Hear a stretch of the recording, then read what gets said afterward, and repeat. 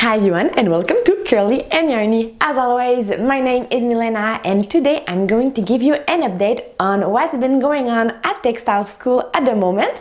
So I'm now halfway through my second semester and there's a lot to talk to you about, so let's get started.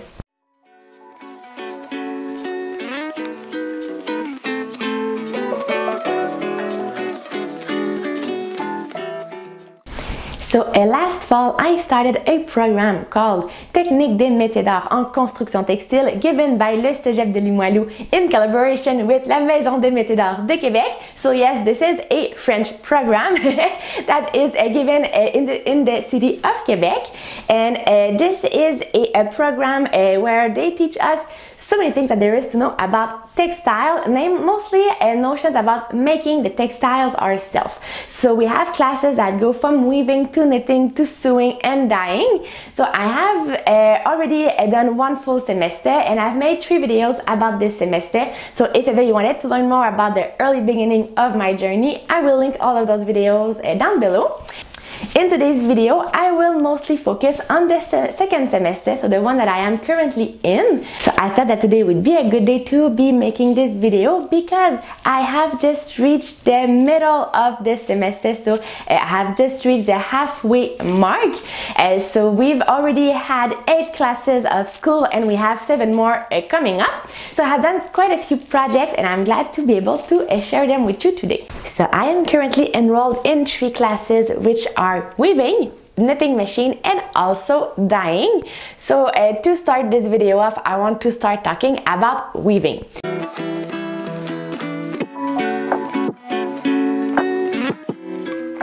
Before starting to talk about what happened this year in the weaving class, I need to go back to the beginning. So last year in the first weaving class, we learned the basics about weaving. So we basically learned how to dress a loom. So we also learned about the 3 fundamental weaving structures, which are plain weave, twill, and satin.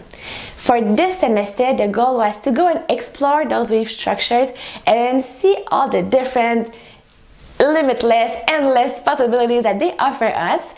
So we mostly learned about block weaving, but we also learned other techniques that are not considered block weaving. So in total, I believe we learned about at least 10 different techniques, and we warped at least as many looms, but not individually. So luckily we were split in pairs and we warped the looms together. But which means that we actually had the chance to try out 10 different techniques. So with the time that I had on my hands, I managed to try 6 of them, and I'm happy to present you today the different techniques I tried and the samples that I wove while in class. And so me and my friend were responsible to warp the Overshot loom. So here's a sample that I wove on it. So I wove with 2 shades of greens because green is my favorite color.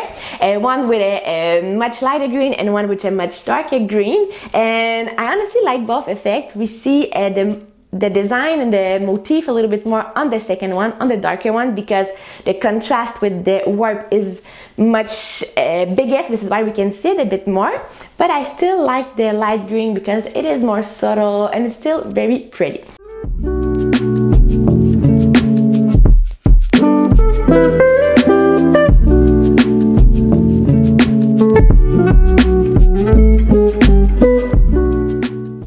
Second sample, I wove it on the log cabin loom. So this log cabin loom was an 8-shaft loom, so the log cabin pattern could be a bit more intricate. Log cabin is fun because it's basically plain weave. We can weave log cabin on a rigid loom, and I was curious to see how it would look on an 8-shaft loom and how much more intricate and complicated we could make the pattern. So I like the effect it gives. Just between you and I think it would still look pretty nice if it was only woven on a rigid head loom. But it was fun to try to push the technique a little bit more further with 8 shafts. So this sample here is probably my favorite sample of all. I really enjoyed weaving this. So this is deflected double weave. There's a few reasons why I like it so much. So first of all, this weave structure allows for some geometrical shapes that are very interesting. So this sample was woven on an 8-shaft loom. So having 8 shafts helped create even more intricate patterns. Another thing that I really like about this is that how much the sample changed through the wet finishing project. So the deflected of the name, so deflected double weave really comes into play after wet finishing. So when I was weaving this, all of the angles on the piece were much sharper, much more pointy, and after wet finishing everything came out a little bit more round, and the shape really got defined by it. So overall, a very cool technique. I feel like this is so much fun. There's so many possibilities, and you can be sure that I will eventually, hopefully soon, try it on one of my loom at home. So I don't have an 8-shaft loom, but I have a 4-shaft loom, and I'm sure I can have plenty of fun with that. So stay tuned to see more. This is my second favorite sample. So this sample is a reps, and I really enjoyed making this. Reps is basically plain weave that is warp face. So the warp is super dense, so dense that when we weave it, we can see the weft thread. This creates a fabric that is very strong, that is very thick too, because that the warp is so dense together. This was woven on a 4-shaft loom, so we were able to create some interesting pattern. The pattern I created was definitely not intended for. I just played around with a different threading we could do, and I just ended up with this. But I thought it was pretty cool. This gave me an idea because I really want to try to replicate this on a rigid heddle loom. Since that this is plain weave, this should be easy to do it. Maybe I will not be able to create such pattern, but I'm sure I will be able to do something fun. If ever you have tried reps on a rigid heddle loom, please let me know. I would be very curious to hear about your experience. So during class, we also learned about double weaving. And when I say double weaving, there might be different ideas that come into your mind, because we often say double weaving when we try to mean 3 different things. And those 3 things that I'm going to explain can all be done on the same warp. So the first idea behind double weaving would basically be to double the weaving. So the first thing that I tried while doing the sample would be to be weaving 2 different layers of fabric. So I had a top layer, a bottom layer, and I wove them independently. So once the project was off the loom, I literally have 2 different pieces of fabric. The second idea behind double weave is to double the width of your weaving. So this is the same idea of having kind of 2 layers, but this time those 2 layers are not independent. They will be connected on one of the sides. So while you would be weaving a width that would be, for example, 10 inches, but once that the project is off the loom, you could open up your weaving, and then you would have the double width of the 10 inches. So for example, you would have 20 inches. The third idea would be to just have it all connected together. So the bottom and the top layer and the bottom layer would be connected on both sides. So it would basically weave like in a circular, and this would create a tube once it's off the loom. So on my sample, I got the chance to try the 2 first, but I could have done the third one too. So I wove 2 different layers. So it's a bit harder to see because I did all of the tests on the same narrow 6-inch sample, but basically here we have 2 layers. So on both sides I can put my fingers in, and I couldn't touch them. So those are really 2 layers that are totally independent. Then for the second try, I did the same thing, but I switched the colors of the warp. So it's basically the same thing. I can put my fingers on both sides, they could touch each other. So there's really 2 layers of cloth, just that I changed the warp position. And the last one, this is when I tried to do a double width. So on this side, this is open, but on the other side, it is closed. So my cloth is still connected. So if I were to cut this part off of the sample, I would be able to open it, and then I would have the double of the width. So the sample is not super pretty. So the color choices are not exactly my thing, and the way they blend together is not the best looking thing, but it still gives me a good idea, and this actually gave me an idea for my rigid heddle loom. So I'll be right back. So all of this double weave talk got me inspired. So I've been curious for a long time to try double width weaving on my rigid heddle loom, and many people have actually requested a video of that. And now that I've done it at school on a 4-shaft loom, I feel more comfortable trying it on my rigid heddle loom, but I was still missing some tools in order to try this. And thanks to my Ko-fi page and my Ko-fi supporters, I was able to get an extra 7.5 heddle. So I decided to start the double width journey with the 7.5 heddle. The reason for this is that this calls for yarn that are thicker, and also at the same time it is a little bit faster to warp, so I thought the test will go by a bit more quickly if I use thicker yarn. But also one of my main objectives with double width weaving would be to weave blankets, and blankets with chunkier yarn, so this is why I felt the need to have a second 7.5 heddle. While we're on the subject of chunkier yarn, while I was at it, I actually got for myself also a 5 dpi heddle. So this heddle has holes and slots that are bigger than the 7.5, meaning that I can weave with this even chunkier yarns.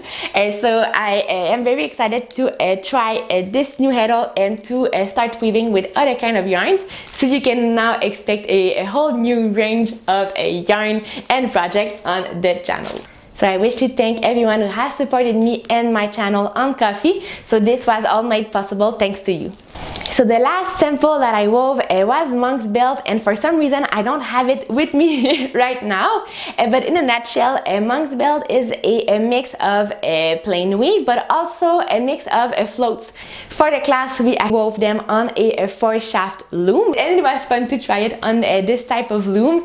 So while I was trying it, I tried different type of yarn. So I tried some cotton, I also tried some wool, and yarn that was very similar to a ribbon, just to test things out and see how it would look. So the goal of the class was not only to weave all those crazy, funky, fun new techniques, but it was basically to understand how those techniques were made, and we also learn how to draft them. So I can now go back home and just draft them and draft them from scratch. I would not need necessarily a book to make them. If I wanted to do, for example, some deflected double weave, I could make it out of my head, which is pretty fun. In case you're curious, in class we are using the software WeavePoint in order to do our drafts.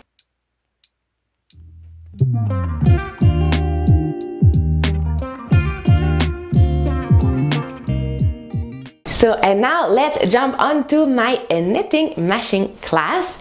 So for the first half of the semester, we've actually been working on the same project, which was the knitting of a baby sweater. So the idea behind this sweater would be a sweater that would not really be worn by anyone. So it was mostly to learn how to make garment and at the same time learn different techniques, because each part of the sweater was made using a different technique. So here's the result of mine. So we were not only asked to use different technique, but we were also asked to use different yarn. So it looks a little bit all over the place, but I tried that it would still make a little bit of sense together. We also could pick up a theme. So my theme is the forest, of course, for Kevin. So we have colors, a lot of colors in the greenish shades. Also one part is like a regular forest, and then the other part is like an enchanted forest. So this is basically the idea behind it. So there are different parts to this sweater. So let's start with the beginning of what we did. So at the back of this sweater is stripes. So we learned how to use the yarn changer. So this was a lot faster and easier to make stripes with this.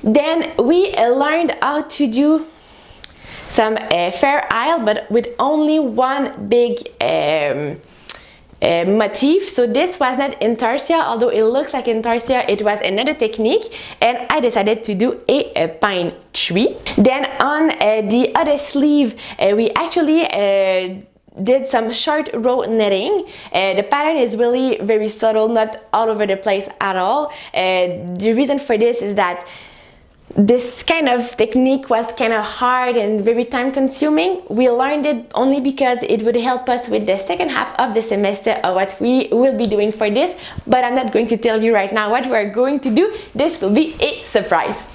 Then at the front of the sweater, we learned about different hand manipulated techniques to create patterns. We learned how to make, for example, lace, I only have the word in French, which is torsade, but it turns. The pattern that seems like it turns. We learned how to do a technique called smoking, and so all those kind of very fun stuff. So I've decided to put two of those techniques together in order to make some little spruce trees at the bottom of the shirt.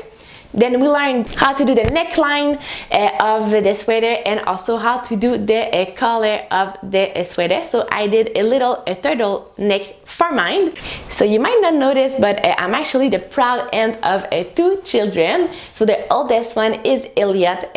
We've seen him on the channels a few times before. He is renowned to be stealing my heart, but also some of my hand knitting projects. But he is also the big brother of Cassandra. Cassandra is 1 year and a half, and when I was knitting this, I was thinking of her. I thought she could maybe wear it. However, sadly, the pattern was not meant to be worn in the first place, and the neckline is just too tight, it's just too small and too tight, so she could not fit her hand through it. So this really will never be worn, even though I don't think it looks so bad. So we'll try to find a stuffed animal that we can put this on, and then she would still get to have this sweater. So now I feel a need to come clean to you guys. So in my first few videos about my textile school journey, I mentioned that I didn't like machine knitting that much. It just wasn't my thing. Then by the end of the third video, I mentioned that I started to enjoy machine knitting a little bit more, and today I stand in front of you and I'm ready to tell you that I've fallen in love again, and now I really enjoy machine knitting. I really enjoy making this sweater, and I've really come to the realization that I want to be able to machine knit at home. So this should come as no surprise to you that I now have, since last week, my own knitting machine. So I now am the proud owner of a 360 Seigneur knitting machine. So I have the flatbed machine, but also the add-on rubber bed that's goes underneath it. This machine can read punch cards, so with it I will be able to do all sorts of cool patterns. So far I've done a few swatches on it, and my first real project will be a sweater for myself, of course.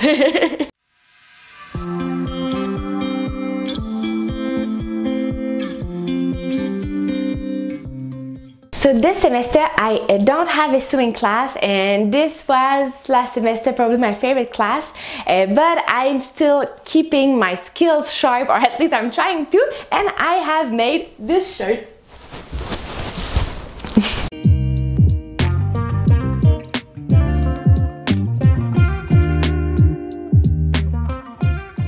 So now let's talk about the last but not the least, my dyeing class. So in this class we're basically learning how to dye fibers. So we are dyeing threads, but also dyeing some piece of cloth. For the first half of the semester we mostly focus on dyeing natural fibers, so either natural fibers such as linen or cotton, but also artificial fibers made out of natural plants such as tencel and bamboo. So collectively, all the 8 students of my class together, we have dyed many colors, trying to create a palette of all the colors, all the choice we had with the dye supplier.